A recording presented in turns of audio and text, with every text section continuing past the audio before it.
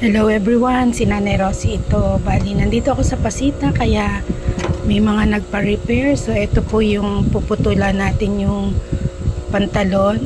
Bali, naputol ko na po siya. Meron dyan marking. So, ang unang procedure ay i-116 muna natin ng half inch. Dahil bagsak po yung kanyang tela.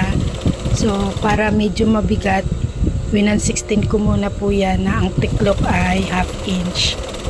Hanggang sa buong paligid, yung ganun po yung gagawin natin. So, half inch, pero ang tahi niya ay 116. Pag natapos na po natin yan, 116, hanggang dun sa pinakadulo, ayan, titiklopin naman natin siya ng 3/4. Kasi yung tela niya po ay, kumbaga, sobrang dulas, kaya bagsak style siya. So, para medyo mabigat, magiging doble po yung tahi natin. So, 3/4 po. Be sure po na medyo alalayan natin kasi masyadong malambot yung kanyang tela.